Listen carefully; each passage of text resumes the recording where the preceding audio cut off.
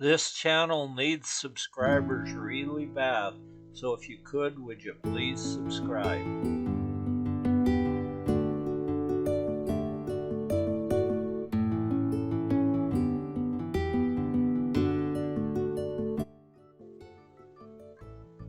Our journey to far eastern Oregon will begin at the border town, the Oregon-Nevada border, where this town is sitting right on the border, called McDermit, Nevada.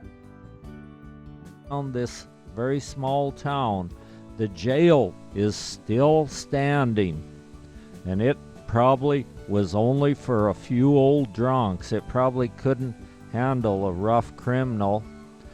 It was built in 1870. There's very little happening in this town now. The old jail stands idle.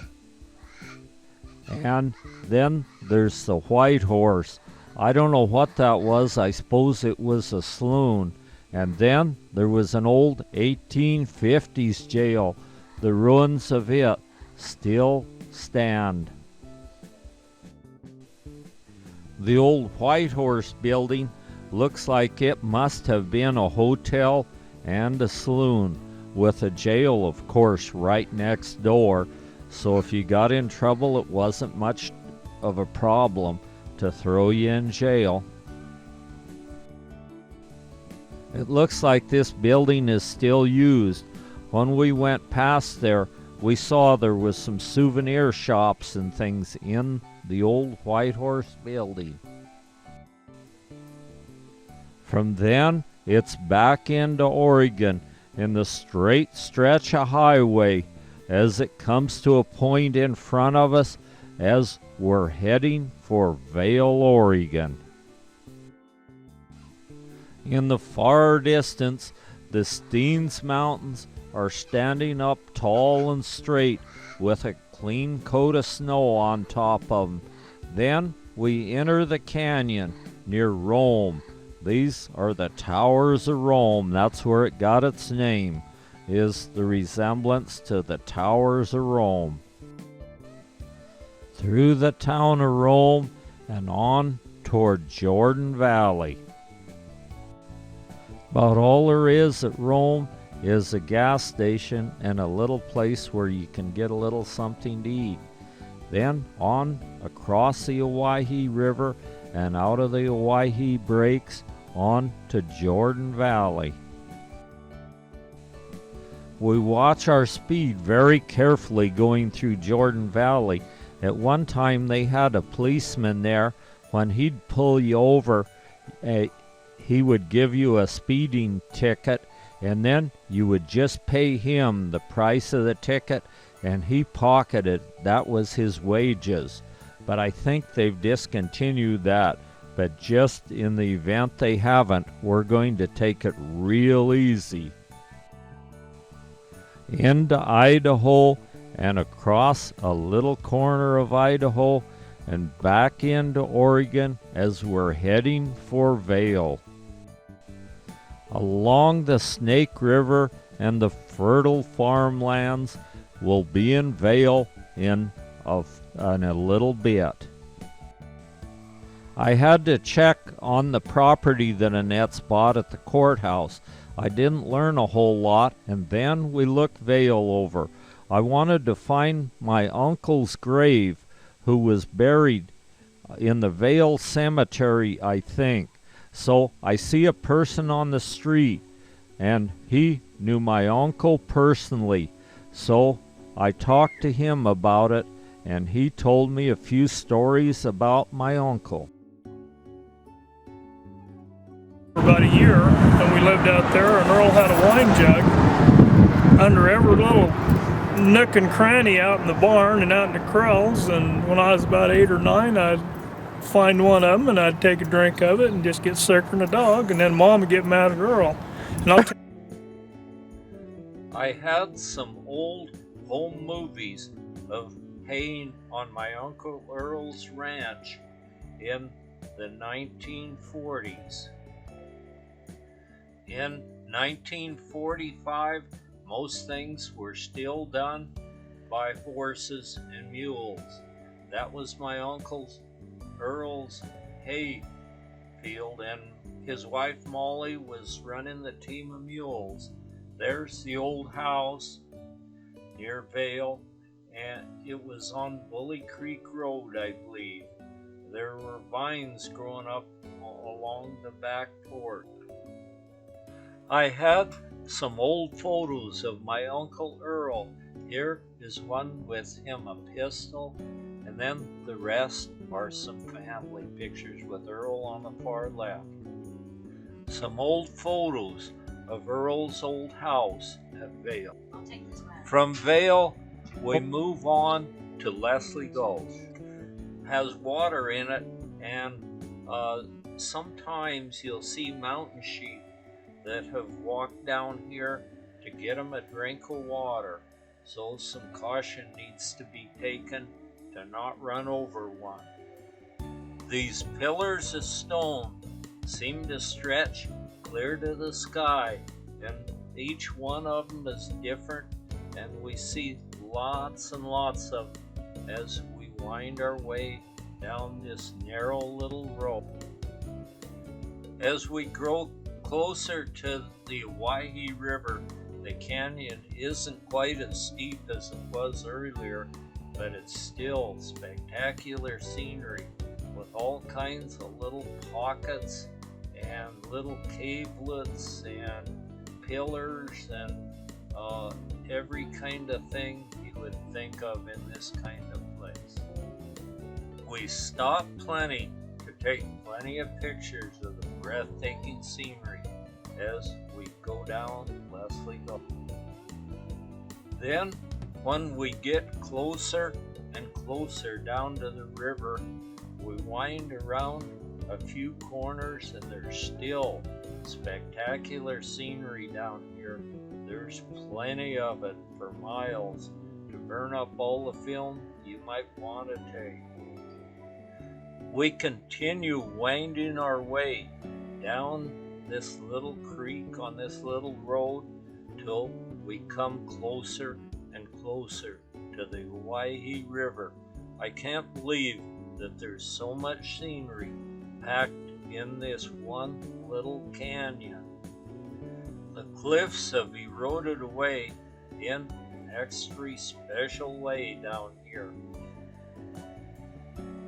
with some grassy slopes down below for wild game to feed on, and also it's a great place for wildflowers early in the spring. It's getting close to the last light of the day, so we're kind of hurrying down, although the scenery is really great this time of day. But we're hurrying down to the little campground down below before it gets dark, and we get there and find that we're the only ones camping here. And what a campground! There's an outhouse and some picnic shelters, and it's within walking distance of the Owyhee River, or you can drive down if you want. And then the next morning when the sun comes out and lights up these pillars, it's a sight second to none.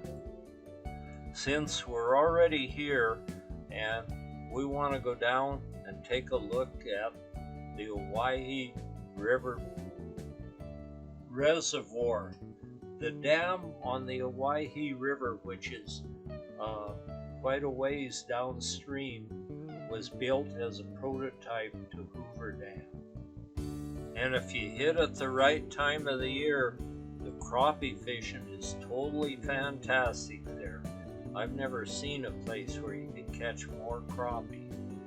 But now we've used up all our time, and so we have to turn around and head back out of here. But that doesn't mean it's over. There's some fantastic scenery that we missed on the way down that we'll watch for on the way back.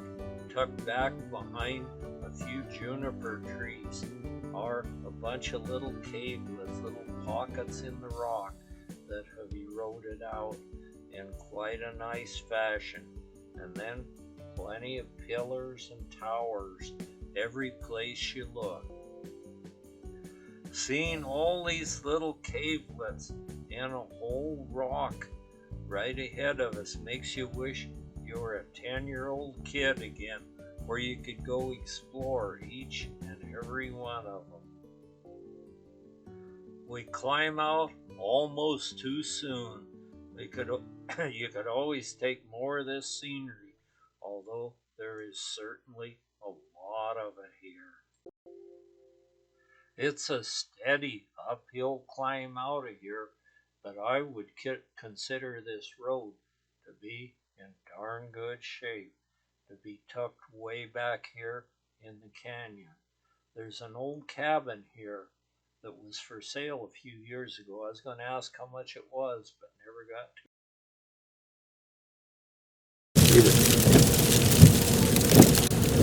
Okay. Leslie Gulch, named for Silver City pioneer Hiram Leslie, who was killed by lightning here in 1882. These colorful formations of volcanic ash have been spectacularly carved by erosion. Lake Alhowie, 8 miles. Then past Jesse Anderson's old store. I don't know how many years it's been closed, but plenty long. And from there, we go on to the old safe house, which was built here during Indian problem. And then to the old safe house. The ruins of it are still standing here, even with a shooting port showing here. Although at this day it has caved in. Inscription or fortified dwelling is what this is called, and it was even used a few times when there was Indian problems in the area. Jean Baptiste Charbonneau, 1805 to 1866. This site marks the final resting place of the youngest member of the Lewis and Clark expedition, born to Sacagawea and Toussaint Charbonneau at Fort Mandan, North Dakota on February 11, 1805. Baptiste and his mother symbolized the peaceful nature of the Corps of Discovery.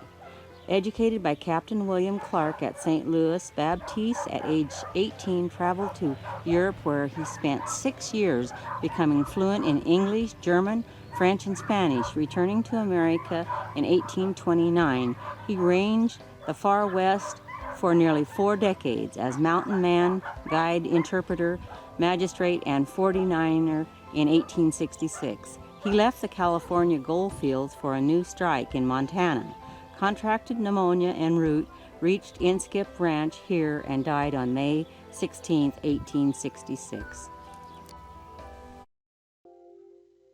The grave looks like a typical Indian grave, that is minus the headstone, and people from all over the world have been here putting beads and trinkets all over the gravestone, and no one takes them. And coins, that was a big thing around graves. People always put coins around graves since time began.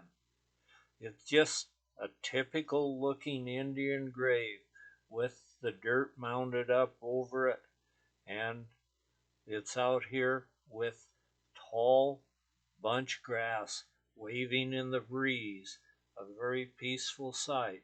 This is a cemetery for some of the pioneers that were here, but Charbonneau's grave was the first one here. John Baptiste Pomp Charbonneau, son of Sacagawea, February 11, 1805 to May 16, 1866. This plaque is dedicated as a memorial to John Baptiste Pomp Charbonneau, whose personal life experience elevated him to national recognition in American history. He began his road of life on an epic journey westward. The youngest person accompanying the Lewis and Clark expedition, Pomp was carried in a cradle board by his mother, Sacagawea. Following the death of Sacagawea in 1812, young Pomp came under the guardianship of Captain William Clark and was schooled in St. Louis, Missouri. He spent 6 years in Europe and Africa. While abroad, he learned to speak English, Spanish, German, and French fluently, in addition to several native languages he already knew. During his stay overseas, he accompanied and was hosted by a German royal family, the Wilhelms of Württemberg. He then returned back to states where he served as alcalde of San Luis Rey, California. His love for adventure and free spirit brought him full circle back to the natural wonders from hence he traveled as an infant child. As a guide, he taught others to appreciate the natural beauty of this great nation.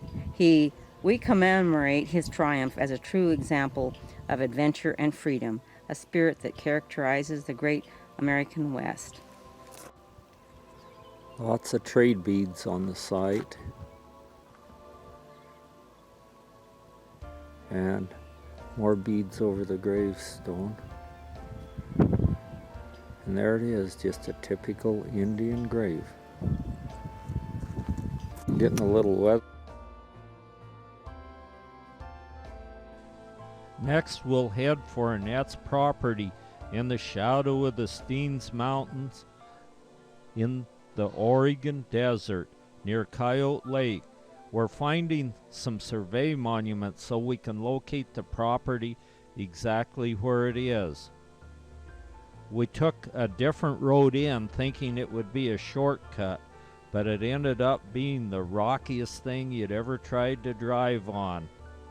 The monuments are some of them brass from the BLM, and Marge is writing down the information of them in the shadow of the Steens Mountains.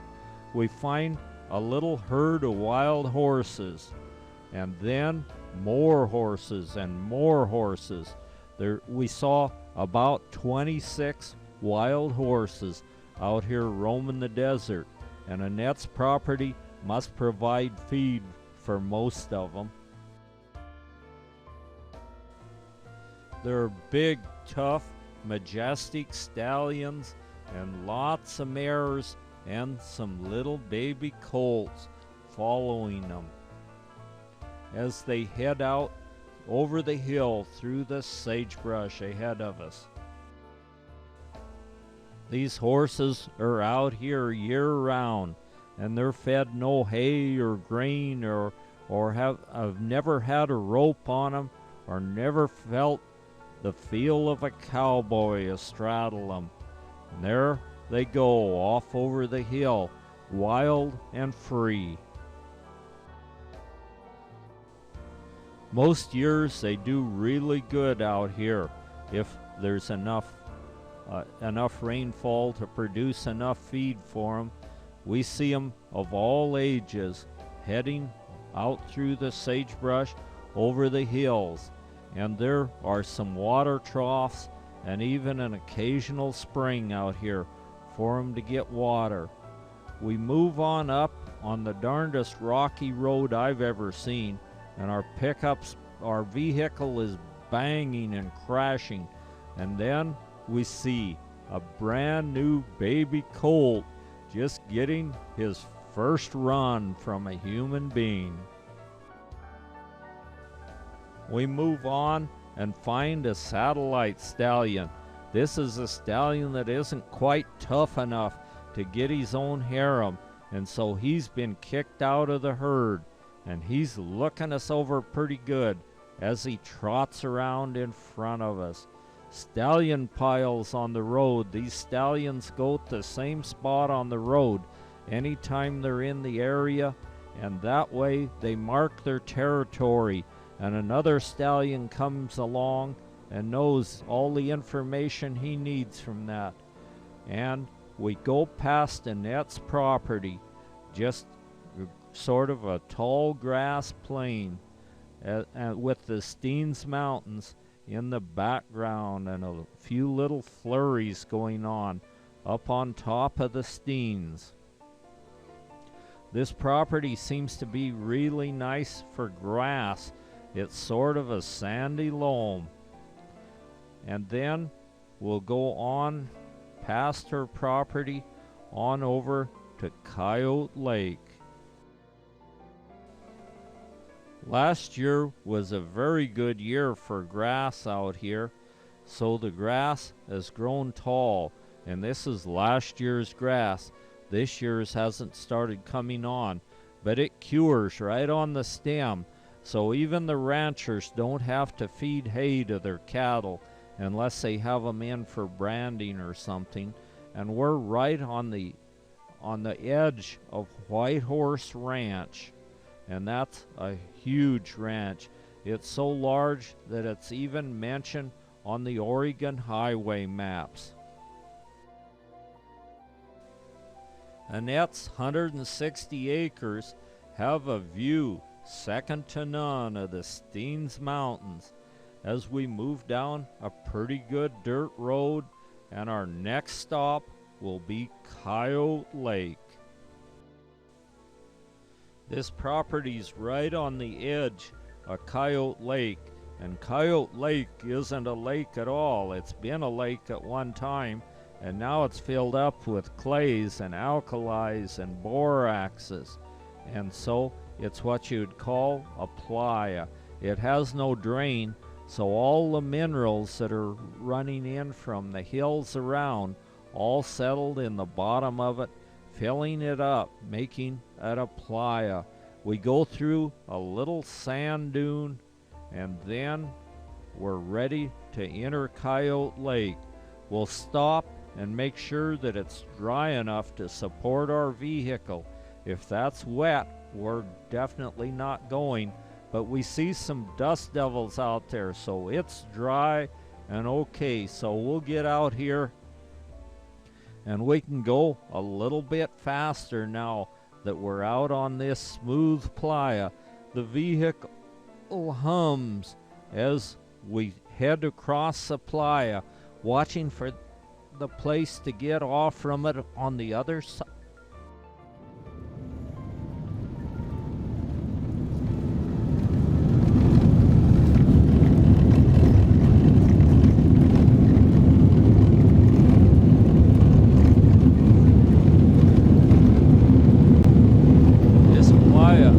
Like it would be a good place to run our land sailors across it, where you just need a little bit of wind and a sail and you can go buzzing across a playa.